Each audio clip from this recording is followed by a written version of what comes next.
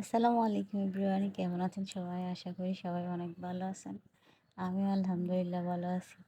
অনেক দিন পর আপনাদের সাথে একটা ভিডিও শেয়ার করতেছি। আসলে আমার ভিডিও এডিট করা হয় না, আর তেমন একটা আমার এখন ভিডিও করা হচ্ছে না। শুক্রবার আসলে হানাফের মাথা নষ্ট হয়ে যায় বাইরে যাওয়ার জন্য। সকাল থেকে ওর বাবাকে বিরক্ত করতেছিল বাইরে নিয়ে যাওয়ার জন্য। তো ওর বাবা সকালে একটু ঘুরে আসছিল, ওকে নিয়ে যায় নাই, তাই সন্ধ্যায় আহনাফকে নিয়ে বের হয়েছে। তো ছেলেকে নিয়ে এখানে শুধু শুধু বের হবে একা একা, আমি বলতেছি আমিও যাব, তাই আমিও বের হয়ে গেছি সাথে সাথে। এখানে আমার মেয়ে যায় নাই, আমার মেয়ে অন্যান্যর বাড়িতে বেড়াতে গেছে, আমার আম্মুর বাসায়।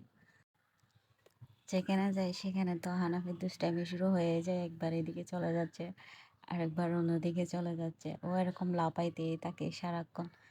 তো আমরা খাওয়া দাওয়ার পরে চলে আসতেছি। হানাফির বাবাকে বলতেছিলাম রাজা মিয়ার চা খেতে যাব। আমি কখনো রাজা মিয়ার চা খাই নাই, অনেক ভিডিওতে দেখছি, আমার তেমন একটা ভালো লাগে নাই। আমি বলছি আজকে গিয়ে দেখি কেমন হয়।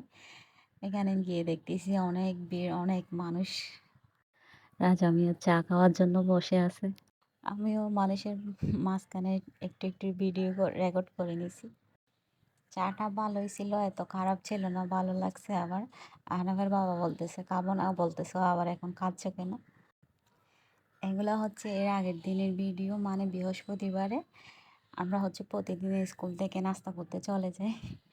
বাচ্চাদেরকে ক্লাসে ঢুকাই দিয়ে আমরা বের হয়ে যাই, ওখানে বসে বসে কী করবো দেখে। তো এখানে 2 দিনের ভিডিও এড করে দিছি আমি।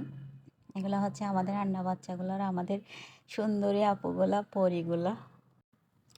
কে কী খাবে না খাবে এগুলো জিজ্ঞেস করতেছে, এখানে সবাই গল্প করতেছে।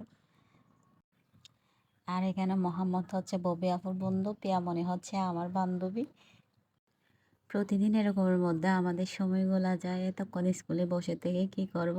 তো আমরা সবাই নাস্তা করতে চলে যাই, অনেকে তো না খেয়ে যায়, আর সকাল সকাল তো অনেক তাড়াহুড়া হয়ে যায় বাচ্চাদের নিয়ে। ওই দিন আমি স্কুল ছুটির পর ডাক্তার দেখাতে গেছিলাম, দেখতেছি ডাক্তার নাই। তো পরে আমি একটা বাড়ির বাসায় যাচ্ছি, একটা কাজে।